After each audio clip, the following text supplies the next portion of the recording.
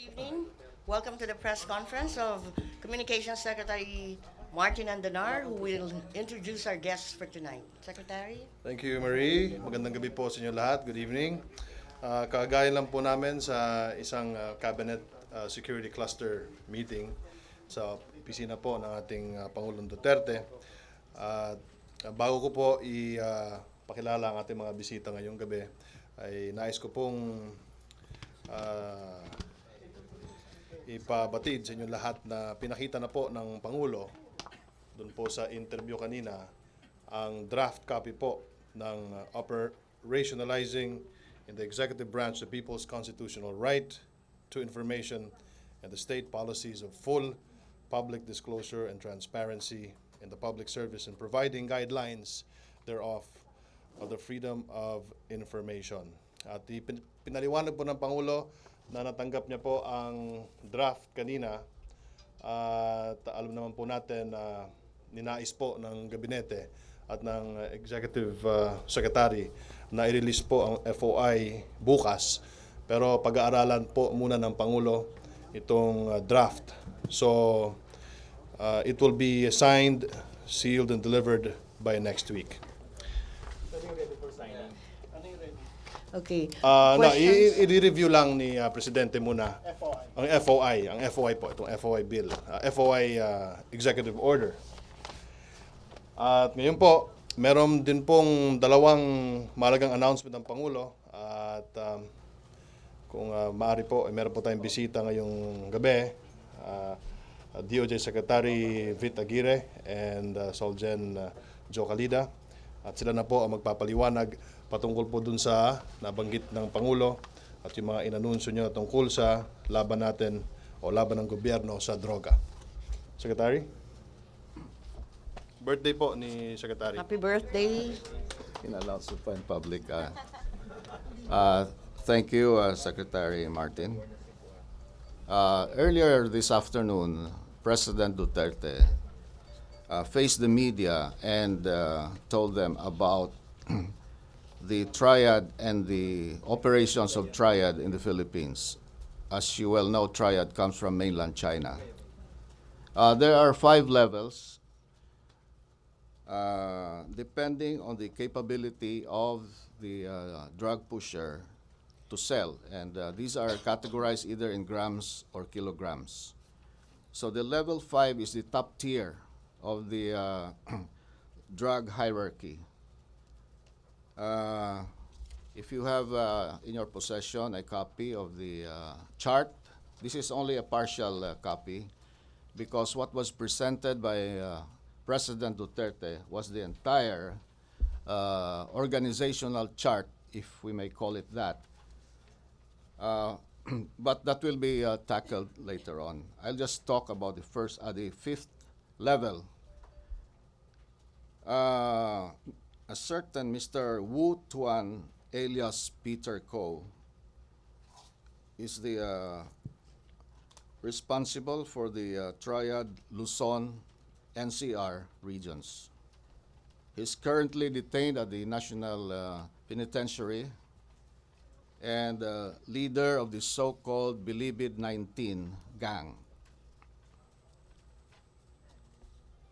The next level 5 drug lord is a certain Peter Lim, also known as Jaguar. He is in charge of the Triad Visayas. This person is not the Jaguar who was killed in an operation in Las Piñas some time ago, and he was buried in Cebu. This is a different Jaguar. And according to this chart, the associate protector identified by the President Duterte is retired General Marcelo Garbo, former DCO PNP and former regional director of PRO7, former DRDO PRO7, class 1981. Another level of this another personality in this level 5 is Herbert Colanco alias Ampang. He is an inmate at the National Penitentiary is a drug lord involved in KFR, bank robbery, in alliance with the Parohinog Drug Syndicate / Coratong Baleleng. Below this level 5, there are persons of interest. That was part of the chart that was presented by President Duterte before the media, composed of the following: Chinese nationals, PNP officials, BJMP officials, local government officials, and many of them are mayors and other persons of interest. Our president will divulge their identities in succeeding press conferences. That will be all for now. Thank you. Any questions? Any questions for the Solicitor General, Joseph Morong of GMA 7? Sir, first off, yung Peter Lim, buhay at large yan? According to information, Peter Lim is outside of the country. Sir, can you describe And the... President Duterte warned him that if he steps into the NAIA, he will be killed. He's Chinese, of course. Hindi naman Filipino ta. He's Chinese. Okay. Sir, can you describe the relationship between General Garbo and Peter Lim? And if there is between Peter Ko and General Garbo? According to the briefing that we received earlier, and as announced by our president, he's on level 5 as associate protector. In short, cuddler. How does the cuddling work? Kumbaga, pwede dong naglalagay, alam ni General Garbo kung ano yung galaw nung triad ng Visayas? And Okay, let me define cuddler under the law. A cuddler is one who protects the drug trafficking activities of drug lords. You can find that in the comprehensive law, the dangerous drugs law. The same penalty will be given to a to a drug lord, trafficker, and a cuddler. Same penalty. Dex, okay, one more. Go. Please use the microphone, Joseph. Sir, doon kay, meron yung relationship between Peter Ko and General Garbo? Well, according to the briefing, as I said, and as announced earlier on by our president, in this level 5 chart, he's considered associate / protector, Of both. quote unquote. Sir, of both Peter Ko and Jaguar. Well, he's in the line of these two drug lords, Wu Tuan, alias Peter Ko, and Peter Lim, alias Jaguar. So pwedeng sabihin, sir, na si General Garbo is protector of both? I will not venture an opinion on Okay. that. Just read what we have given you. Dexter Ganibe of DZMM. Soljen, magandang gabi po, Dexter Ganibe ng DZMM. Ano na po ang lumalabas sa inyong investigasyon kung nasaan si General Garbo at kung ano ang mga legal na aksyon na gagawin doon sa kanyang, kung may pasaporte ba nadala siya, kung nasaan siya ngayon? Let me clarify. We have not investigated him. I am not part of the investigating team. I was just asked by Secretary Martin to clarify this because I used to be the executive director of the Dangerous Drugs Board and a former undersecretary of Department of Justice. So I'm here to help. But I did not investigate yet. That will be the function of the Department of Justice. Secretary Aguirre is here. You may ask the question to him. Ina Andolong of CNN Philippines. Good afternoon, sir. Sir, how about the other generals earlier identified by President Duterte? Saan po sila dito sa binigay niyo sa amin? They are in the lower levels. As I said, there will be persons of interest consisting of Chinese nationals, PNP officials. They are on that level. Are they also somewhat related or linked to these drug lords mentioned here? the organizational chart presented during the media conference, the press con, they are part of the big organizational chart. Okay. Sir, last from my part. Are these drug lords also the ones maybe yung nag-o-offer daw po ng bounty for the president and the PNP chief? Most likely, yes. The three of them combined, ganun ba? Or just specifically maybe Peter Co or Jaguar, ganun I ba? have no personal knowledge, but you can deduce from what was mentioned. Thank you, sir. Okay. Secretary Aguirre. Thank you, Solgen. Happy birthday. Now we have Justice Secretary Aguirre. Good evening, ladies and gentlemen. We would like to announce that because of the persistent questions from your Miss Rock Ignacio, the President was compelled to reveal the answer to the question being thrown at him frequently, which is, Ms. Ignacio said, Mr. President, do you have any plan to appoint Vice President Lenny to any cabinet position? The President did not immediately answer. As a matter of fact, this was some sort of an unorthodox way of answering whether he has already appointed the Vice President to any cabinet position. You know what he did? He asked Ms. Ignacio if he has the telephone number of the Vice President, and he requested her to call her. But Ms. Ignacio did not, and so he asked Mr. Bongo to call Vice President Lenny, while there was an ongoing some sort of press conference by TV4. And when the President, or when Mr. Bongo was able to contact the Vice President, he gave his telephone to the President and asked the Vice President if she would accept the position of a cabinet position, that of the Housing and Urban Development Coordinating Council, or HUDCC.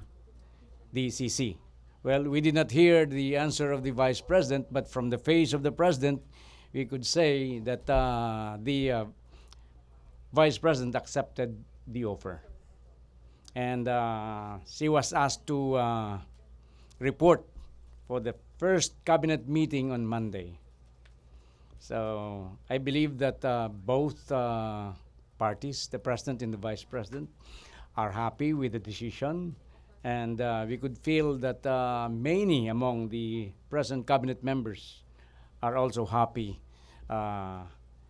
with the fact that at last the Vice President was no longer an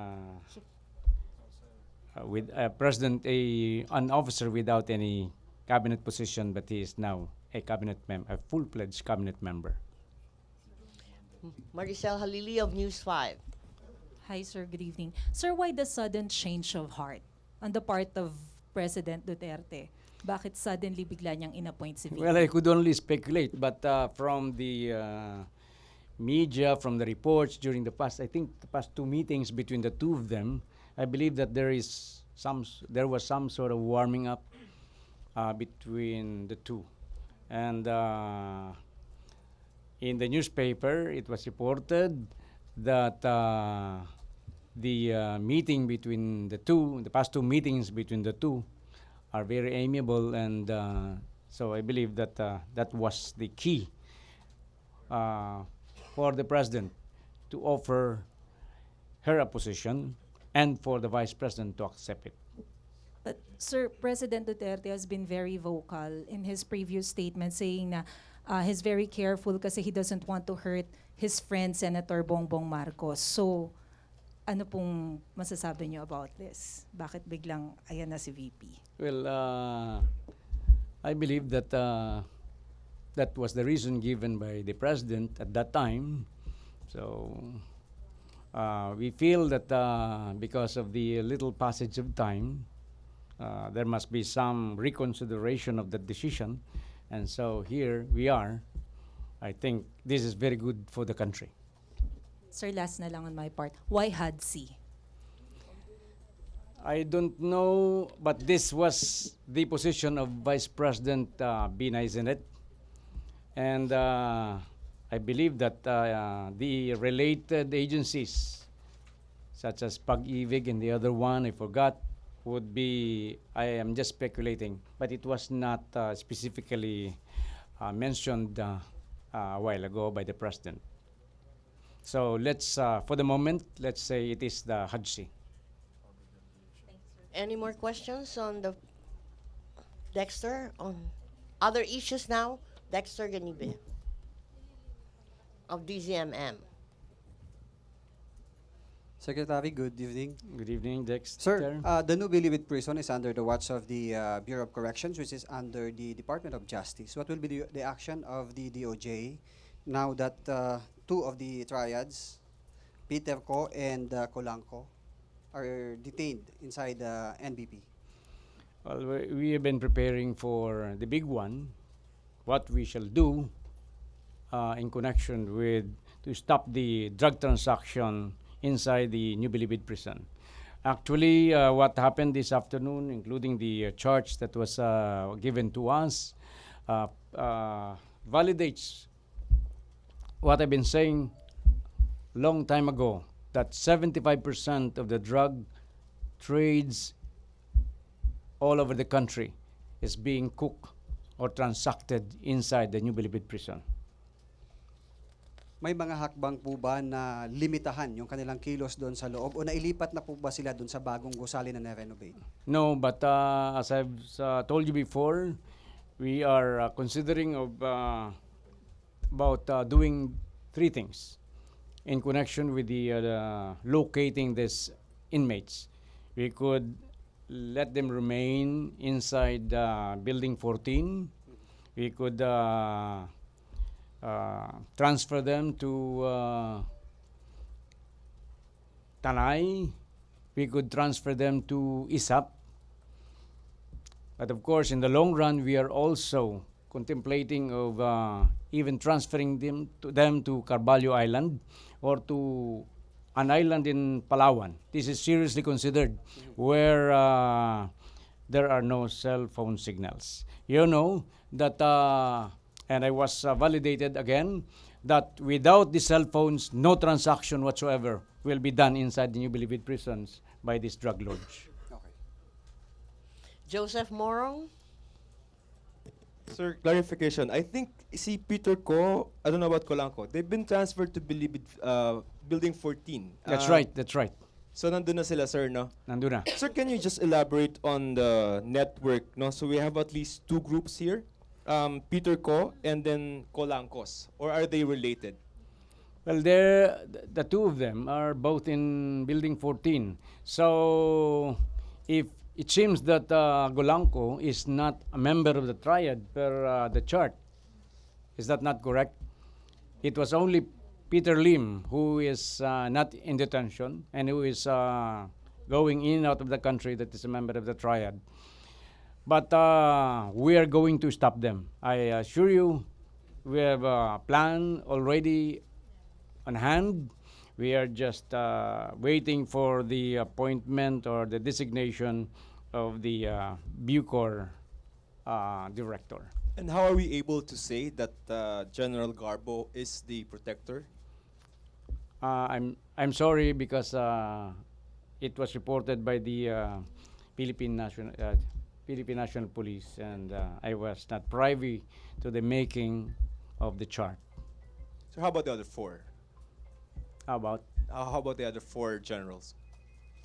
Where do we situate them in I am this not graph? privy as to where the president got his information, but I'm sure that the president, we have faith in him, and he will not be announcing anything as grave as that if he has no evidence to back them up. Okay, any more questions? No more questions. Benji Yeah. Liwanag of DZBB. Sir, good evening. Sir, confirm ko lang, ano na po yung susunod na gagawin ng Department of Justice? Any word coming from the President telling you about this matter? He is 100% behind us.